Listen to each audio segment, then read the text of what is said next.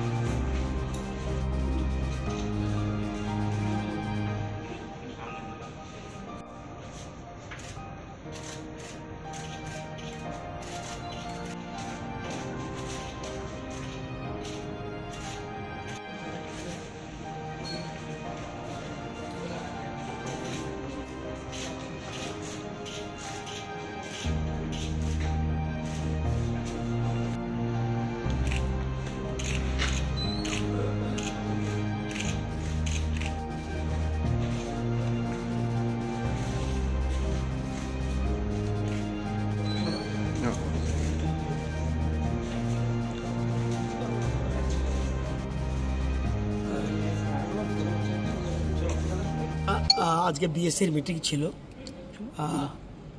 একজন ছাড়া বাকি সবাই এসছে। বিরোধী দলের সদস্য ছিলেন, বিশেষ করে জিতেনবাবু বিরোধী দল নেতা ছিলেন। শুধু কংগ্রেসের একজন প্রতিনিধি আসেননি, বাকি সবাই এসেছে। 3 দিনের হাউস, সর্বসম্মতিক্রমে 3 দিনের হাউস। এটা কারণ সবাই জানে যে বর্তমানে রাজ্যে ব্যাপক বন্যার ফলে বিরাট ক্ষতি হয়ে গেছে। এই ক্ষতির কারণে সবাই বিশেষ জনপ্রতিনিধিরা সবাই মাঠে রয়েছে। তবু সবাই সিদ্ধান্ত নিয়েছে অ্যাসেম্বলি বেশি দিন করার দরকার নেই, আমরা মাঠে থাকা দরকার। শুধু 3 দিনের জন্য করলেই না করলেই নয়, সেজন্য 3 দিনের নিয়ে আলোচনা হবে।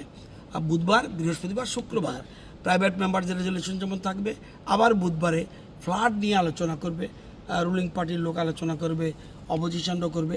সুতরাং সুন্দরভাবে আমরা যেন আমাদের রাজ্যের সমস্যাগুলি তুলে ধরতে পারে সবাই, এটা নিয়ে আজকে সিদ্ধান্ত হয়েছে। এবং বিএসসি সবাই এবং যদি কোনো বিল আসে, 2টো বিল আসবে এমনি, এবং এর বাইরেও একটা গভর্নমেন্ট বিল আসতে পারে, সবগুলি আর আলাদা করে বিএসসি ডাকার দরকার নেই। স্পিকারকে আমরা দায়িত্ব দিয়ে দিয়েছি, উনি এগুলি অ্যাডজাস্ট করে নেবেন। প্রথম দিনেই কোশ্চেন টোশ্চেন থাকবে এবং যে বিলগুলি আসবে সেগুলি উত্থাপন করা হবে। বিলগুলি নিয়ে আলোচনা হবে একদম ফ্রাইডে। আর বুধবারে ফ্লাড নিয়ে আমাদের সরকার কি করছে, কেন্দ্রীয় সরকার কি দিয়েছে, আমাদের রিলিফ কি দিচ্ছে।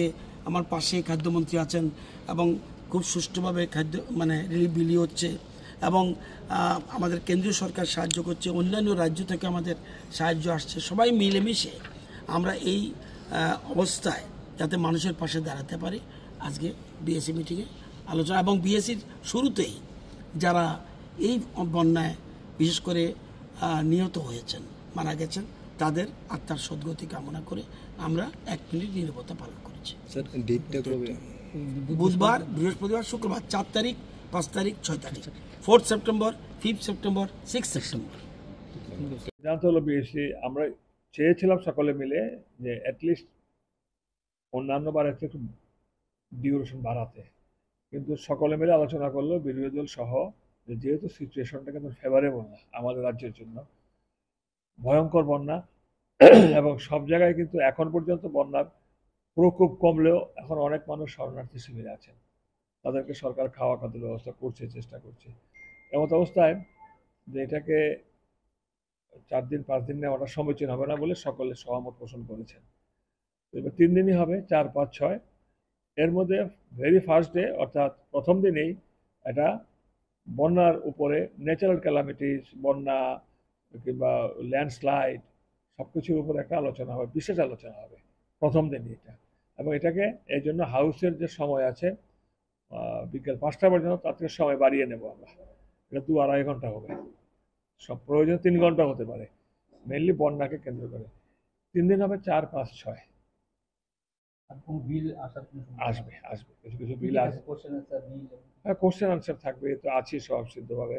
বিল থাকবে, তারপরে ওই যে আমাদের যে ইয়েগুলো আসে রেফারেন্স, কলিং অ্যাটেনশন, এগুলো আর এগুলো পরে এগুলো আসবে। কত নেবো বলেনি, কটা বিল আসবে? না না না না, এটা হাউসে জানতে পারবেন।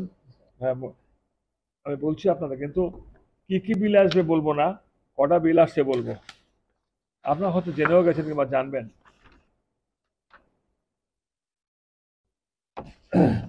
তিনটে তো আছে, হাউসিং বোর্ডের উপরে আছে, তারপরে অ্যাপ্রিভিয়েশন বিল আছে, তারপরে হাউসিং বোর্ড অ্যাপ্রিভিয়েশন বিল, 3টে বিল কনফার্ম। আরেকটা আসবে, কতগুলো আসবে বিধায়কদের জন্য, যেমন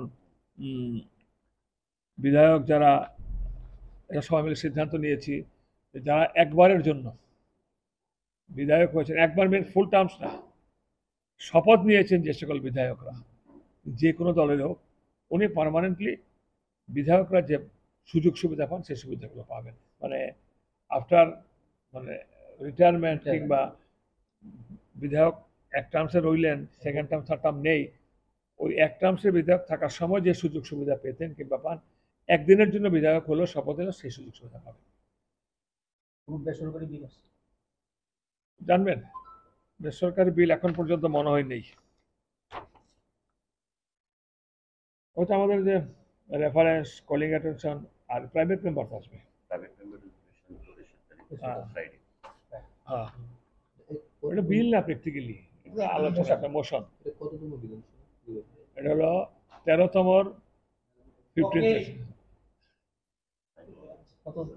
13তম বিধানসভার 15তম অধিবেশন। 15তম অধিবেশন না, 15তম বিধানসভার 13তম অধিবেশন নাকি? চতুর্থ না?